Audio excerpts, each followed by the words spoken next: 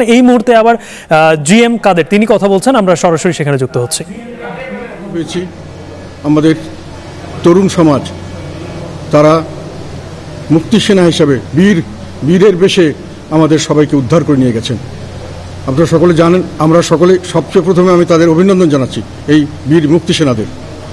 আর যারা নিহত হয়েছেন তাদের আত্মার মাগফিরাত কামনা করছি, তাদের প্রতি গভীর শ্রদ্ধা জানাচ্ছি। যারা আহত হয়েছেন তাদের প্রতিও আমার সমবেদনা এবং আমার অভিনন্দন। আল্লাহ তাদেরকে দ্রুত আরোগ্য দিন, এটা আমি আল্লাহর কাছে প্রার্থনা করছি। তারা যেন সুস্থ শরীরে আবার আমাদের দেশ গড়ার কাজে এগিয়ে আসতে পারে, সেই জন্য আল্লাহ যেন তাদেরকে তৌফিক দেন, সেটাও আমি তার কাছে আজকে চাচ্ছি, তার কাছে দোয়া চাচ্ছি। আমরা দীর্ঘদিন থেকে এই বাঙালি জাতি বৈষম্যের বিরুদ্ধে সংগ্রাম করেছে। সর্বশেষ পাকিস্তানের বিরুদ্ধে যে সংগ্রামটা হয়েছিল সেটা হয়েছিল আমাদের বৈষম্যের বিরুদ্ধে সংগ্রাম। বাঙালি জাতিকে তারা বিভিন্নভাবে বৈষম্যের শিকার করা হয়েছিল। আমরা বিভিন্নভাবে তাদের থেকে অনেক কিছুতে বঞ্চিত হচ্ছিলাম। তার ফলে আমাদের আন্দোলন সংগ্রাম 21শে ফেব্রুয়ারি শহীদ দিবস হয়েছিল বৈষম্যের বিরুদ্ধে সংগ্রাম। ভাষাকে বৈষম্যের একটি অস্ত্র হিসাবে ব্যবহার করে আমাদের রাষ্ট্রভাষাকে, আমাদের মাতৃভাষাকে রাষ্ট্রভাষা না করায় যে চক্রান্ত করা ছিল, আমরা রক্ত দিয়ে সেটাকে রুখে দিয়েছিলাম।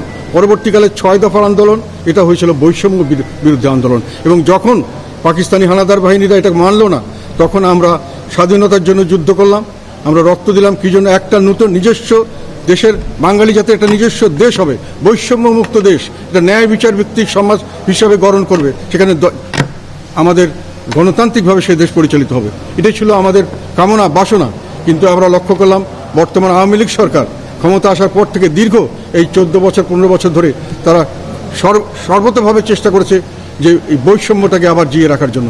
তারা দেশের মধ্যে ভাগ করেছে আওয়ামী লীগ এবং জনগণ, এই ভাগ করে বিভিন্নভাবে মানুষকে বৈষম্যের শিকার করা শুরু করেছিল। এটা আমি বারংবার আমার বিভিন্ন বক্তব্য বিবৃতিতে দেশে সবখানে বিদেশে সবখানে আমি এটা তুলে ধরার চেষ্টা করেছিলাম, যেটা অন্যায়। এবং তারা একদলীয় শাসন ব্যবস্থা করে একটা কোটা লোক ধরে সারা দেশের মানুষের উপর একটা চাপিয়ে দেওয়ার, তাদের শাসন ব্যবস্থা চাপিয়ে দেওয়া, স্বৈরতান্ত্রিক একটা শাসন ব্যবস্থা চাপিয়ে দেওয়ার চেষ্টা করেছিল।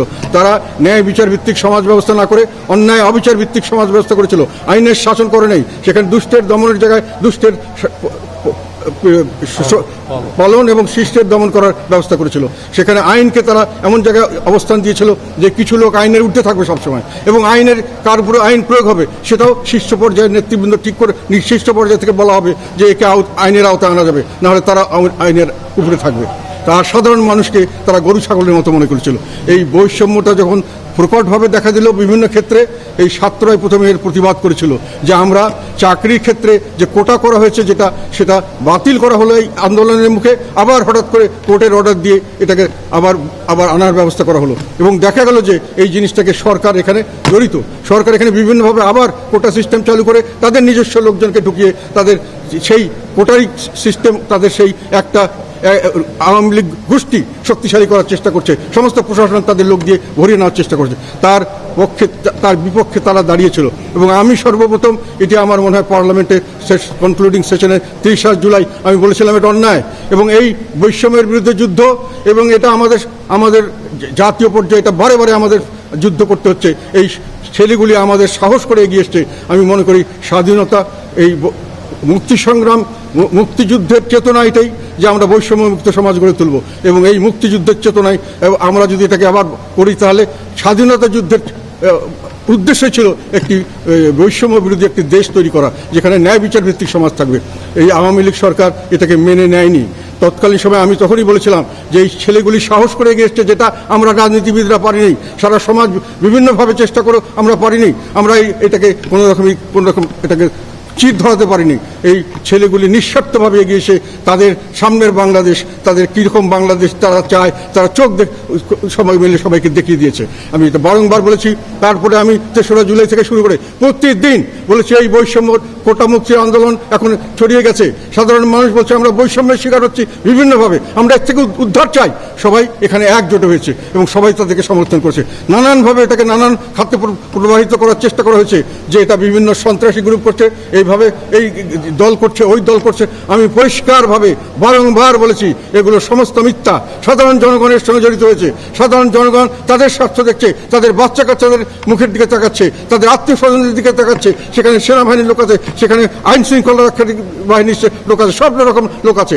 এখানে আপনার এটাকে এইভাবে দেখবার উচিত নয়। আপনারা বৈষম্যের যে করছেন এটাকে বাতিল করেন, যে কোনোভাবে হোক। আমরা চাই বৈষম্যমুক্ত সমাজ, যেটা ছাত্ররা চাচ্ছে সেটাকে মেনে নেন। যাই হোক, দীর্ঘদিন পরে তারা মানেননি, একটার পর একটা যে চাপিয়ে গেছেন। আমরা কিন্তু সর্বাত্মকভাবে সবসময় এটার পক্ষে ছিলাম এবং সবসময় এর পক্ষে আমরা কাজ করেছি।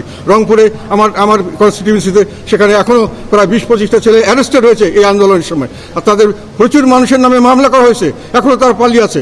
আমরা জাতীয় পার্টি বিভিন্ন জায়গায়, আমাদের ছাত্র সমাজ এখানে শহীদ মিনারে প্রোগ্রাম করেছে, বিভিন্ন জায়গায় করেছে, বিভিন্ন ডিস্ট্রিক্টে আমরা বলেছি আমরা পার্টির ব্যানারে যেতে পারবো না, কেউ যাচ্ছে না, কিন্তু যারা চাচ্ছে না, কিন্তু আমাদের লোককে আমরা বলছি তোমরা তাদের সঙ্গে যুক্ত হও, দরকার হলে তোমরা ব্যানার নিয়ে আসো। তোমরা আমাদের যেগুলো আমাদের এই সংস্থা ছিল সহযোগী এবং এই সংস্থা, হ্যাঁ না আমি বলছি সেটার কারণে তারা কিন্তু যোগদান করেছে। আমরা সর্বাত্মকভাবে এই আন্দোলনের সঙ্গে ছিলাম, এখনো আছি, সবসময় থাকবো। এবং এটি আমরা মনে করি আমাদের সবচেয়ে বড় যুদ্ধ বাঙালি জাতির। সেই যুদ্ধে আমরা বারংবার পরাজিত হতে পারবো না। এইবার যে বিজয় ছিনিয়ে আনা হয়েছে এটা যেন সবসময় থাকে, এটাই আমাদের কামনা এবং এটাই আমরা চেষ্টা করে যাব। এখন আমাদের আজকে মহামান্য রাষ্ট্রপতির সঙ্গে যে সংলাপ হয়েছে, সেখানে একটি সামনের দিকে অতি দ্রুত একটি কেয়ারটেকার তত্ত্বাবধায়ক সরকার ব্যবস্থা ওনারা কয়েক আলাপ আলোচনা করে তৈরি করবেন। তারা সামনের দিকে কিছু সময় পরে একটা নির্বাচন দিবেন। এবং আর একটা কথা হলো যে এই তত্ত্বাবধায়ক এবং আমাদের বিএনপির চেয়ারপারসন বেগম খালেদা জিয়াকে উনি মুক্তি দেবেন মোটামুটি। আর বাকি যারা বিভিন্নভাবে এখন মামলা মোকদ্দমায় জড়িত আছেন, সেগুলোর থেকে ওনারা যে এই 1 জুলাইয়ের পর থেকে যে মামলাগুলো হয়েছে, বেশিরভাগ ক্ষেত্রে এই সমস্ত কেসের সঙ্গে জড়িত, সেগুলো থেকে যারা বিভিন্নভাবে হয়রানির শিকার হচ্ছেন বা আটক আছেন বা যারা বিভিন্নভাবে পালিয়ে বেড়াচ্ছেন, সবাইকে ছেড়ে দেওয়া হবে এবং মামলাগুলো উইথড্র করা হবে। এটা উনি এগ্রি করেছেন। তো সামনের দিকে আমরা থাকবো, আমরা জনগণের সঙ্গে সবসময় ছিলাম, জনগণের সঙ্গে সবসময় থাকবো। আমাদের বর্তমান যেটা সবচেয়ে বড় সমস্যা হতে পারে, আমি অনেকবার এইরকম টেলিভিশনের সামনে বলেছি যে এইরকম ধরনের পতন যখন হয়, যখন ফরাসি বিপ্লব হয়েছিল, তখন কিন্তু বাস্টিলের যে প্রাসাদ, যখন আইন শৃঙ্খলা যখন ভেঙে পড়েছিল, তখন সাধারণ মানুষ যারা এই আন্দোলনের সক্রিয় সমর্থক ছিল, আন্দোলনের সঙ্গে জড়িত ছিল, তারাও অনেক কষ্টের সম্মুখীন হতো। তাদের অনেককে আবার গিলেটিনে তাদের মাথা কাটা হয়েছে। কাজে আইন শৃঙ্খলা সঠিকভাবে রাখতে হবে। একটা কথা মনে রাখবেন, আমাদের দেশের অর্থনৈতিক অবস্থা অত্যন্ত করুণ। এই মুহূর্তে আমাদের রিজার্ভ নেই, একেবারেই শূন্যের করে বলা যায়। আমাদের আয় কমে যাচ্ছে, আরও এক্সপোর্ট কমে গেছে, আরও কমে যাবে। আমাদের মধ্যে ইনভেস্টমেন্ট নাই, নতুন কোনো ইনভেস্টমেন্ট আসবে না। যারা ইনভেস্ট করেছে তারা চলে যাচ্ছেন। সামনের দিকে বড় বিভিন্ন জায়গায় বিভিন্নভাবে আমাদের অর্থনীতি এখন পঙ্গু হয়ে গেছে।